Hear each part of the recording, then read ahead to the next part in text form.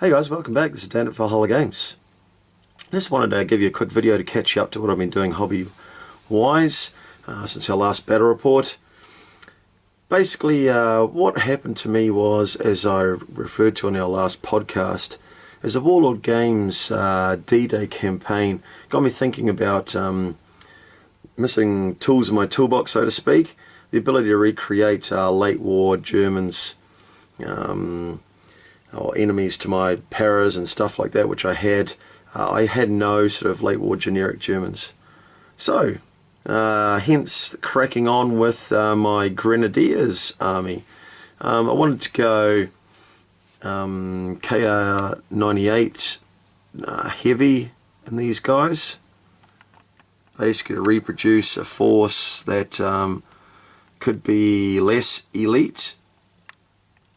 Maybe one of the static defense division forces. In particular, I was reminded that their usability or required to be used and maybe around Pegasus Bridge. 716 static division there.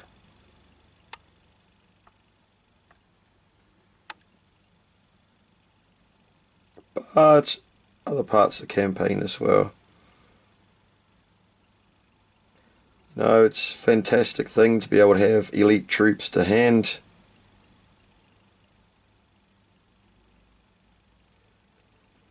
But sometimes when you just look at the versatility of your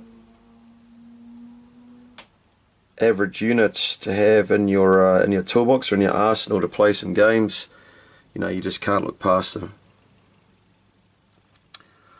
So these models here, the ones to the rear, as you can see, the barrel of the gun and the gun shield, they are from the static pillbox. It comes from the Pegasus Bridge set, available from Warlord. In the front there we've got some MG42 guys. Finally found the remaining body of that stashed away somewhere that I was looking for ages. Of course, while you're base cutting, things always turn up afterwards, don't they? Down here I have got the crew for the Flak 88 as provided by Warlord, because my one was initially painted up sort of as Mediterranean. I've had these guys sort of spare. Yes, they're sort of fairly early war, however there is one guy with a helmet cover. There you go. As we said, these are just all in progress shots, guys. Nothing's finished yet. I am quite happy with how things are starting to layer up though. It's really nice. I noticed this with the Italians that I painted for our last battle report. It's really nice just to layer up colours and get your successive highlights every now and then, as opposed to painting your camouflage.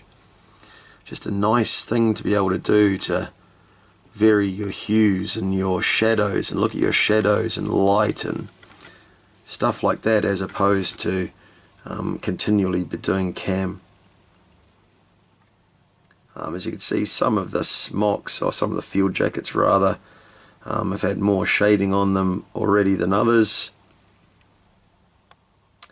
So yeah, so that's the progress of those guys. Still a bit to go on them. I'm quite happy with how they're going at the moment. Not too far away, it has to be said, but certainly not finished yet either.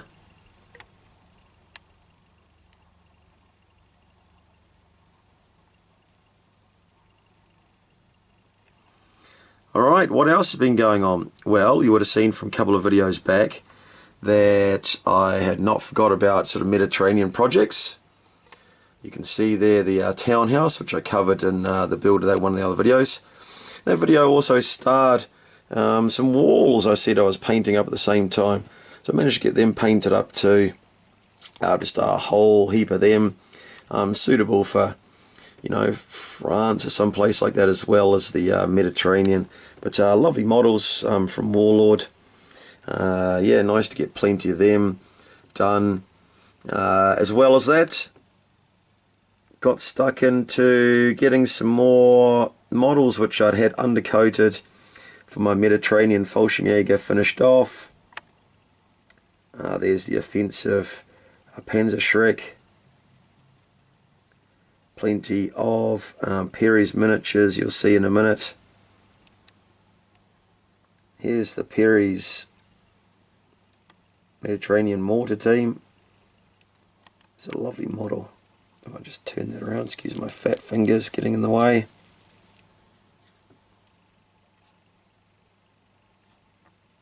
Yeah, it's a really nice model. Recommend that to anyone. Moving on again, some more Perry's offensive, that guy there reaching into his bandolier, coming around. Yep, some odd ones, sort of the odd bit of teams which are broken up, stuff like that. And finally got into painting up these first corps casualties. Not specifically done for Mediterranean, but the bagginess of the trousers certainly helped when it came to painting them up for the theatre. So that was a real pleasure too. And then, yeah, thinking about again the D-Day situation and thinking about the future, you know, what was going to come next, and then, you know, terrain wise for that, and also you know, something that could be usable in a few different places. So what I did is, excuse me, I'll bring this over in front, got into the this sort of farm building set by Warlord. Now what I did do is when I assembled it, I made sure I left off the chimney, which goes great on the side, and it's a fantastic set. It looks lovely on the side there. But I'm just going to magnetize that as it is, because I want to be able to remove it.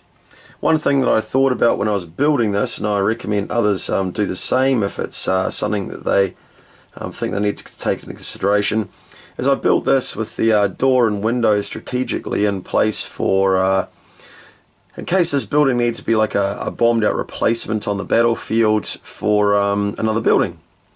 And just to put that into context, here's the building which I had in mind there. So as you can see, we've got a an upper building window and a door, and I've thought about that in relation to the orientation for the door and the window of the building which I assembled. And that's another reason why I left the external chimney off. Internal chimneys sort of being a bit of a characteristic of a lot of the Mediterranean buildings, whereas that external type being one that's definitely prevalent in sort of France, particularly Normandy region, that sort of thing. So I've left it off so I can just basically put it back on when I need to. And yeah, I'm looking forward to painting that. It's a fairly ubiquitous piece of terrain, but it's one of the loveliest ones I think Warlord have done. It's just so nice, it's so usable for everything. But yeah, there we go. I hope you've enjoyed a catch-up. I've enjoyed making these models. I know it seems like we've probably been away a long time between videos, but as you can see, I've been very busy. Rex is busy too. I'm sure we'll have a catch-up on his project soon. But I just wanted to leave you with some of the work that I've done. And yeah, catch us. We'll be back very soon with another video. Thanks guys. See you soon.